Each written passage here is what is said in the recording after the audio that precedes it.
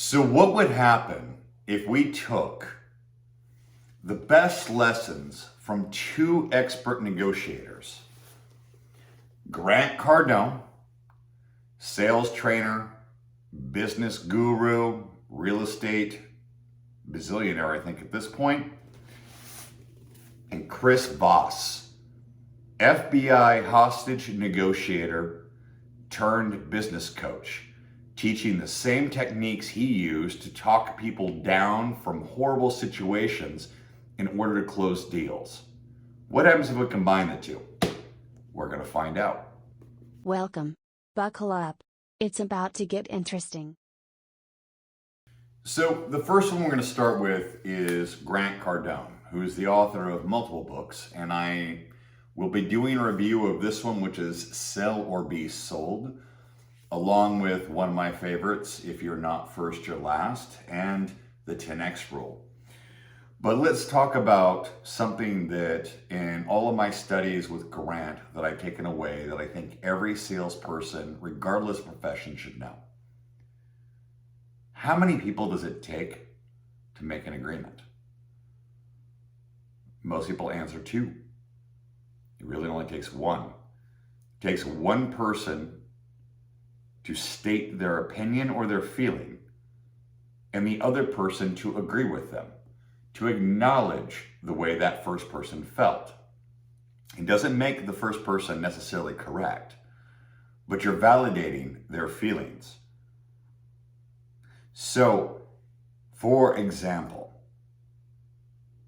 if you are tasked with signing a listing agreement, and the first thing that comes up is 6%, that's a lot of money from the seller, your response shouldn't be, well, no, not really, no, it's not.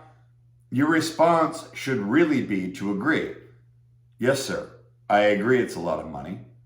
And every seller that I've ever worked with has said the same thing. I completely understand. I've acknowledged their feelings.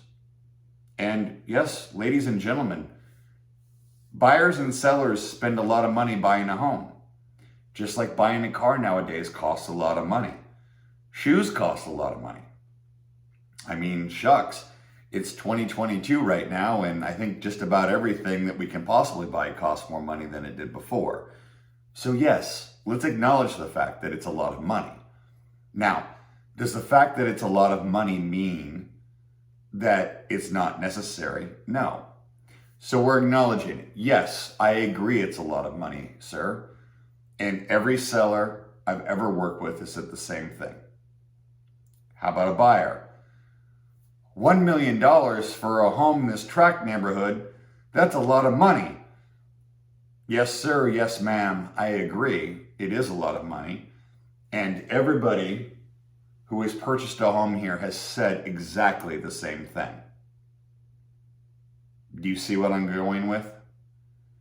We are acknowledging, but not changing our position.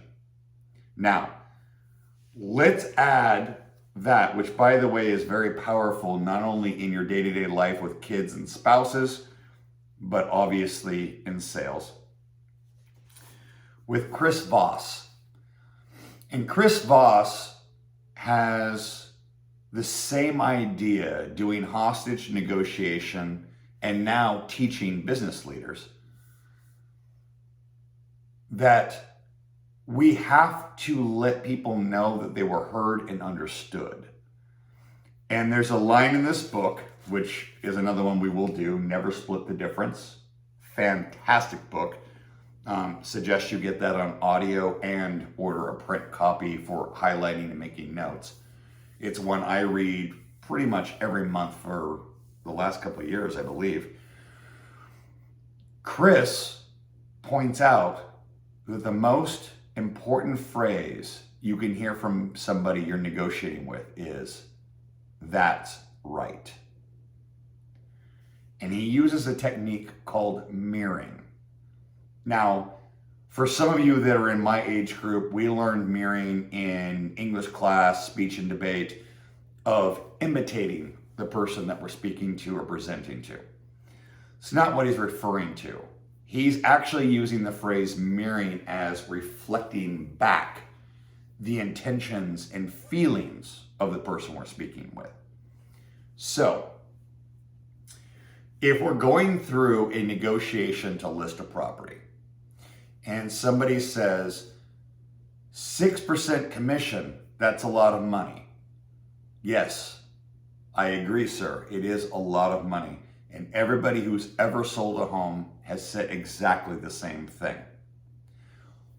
But I assume that what you want to do is sell your home and net the most money possible with the least amount of hassles and only having to sell it one time. Is that correct?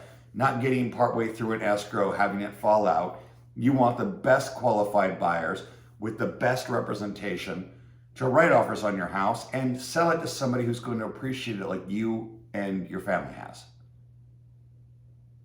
And then you be quiet. And what you're looking for is, that's right. When you have the that's right, when beforehand you've agreed with somebody, you have just made sure that that person knows you've understood their concerns and that you are going to address them, that you two are on the same page. This makes moving forward in a transaction that is beneficial to both parties, which is the idea, ladies and gentlemen. Sales is not about forcing someone to do something that's against their best interests. It's about being the best person to get your client what they want. When you hear that's right, you've actually listened to your client. So, same thing applies when you're listening to your husband or wife, or even your kids. You're looking for that's right, and I issue a challenge. Try and agree with people. Doesn't make them right. Doesn't mean you need to change what it is you're trying to do. But try and see it from their point of view. Until next time.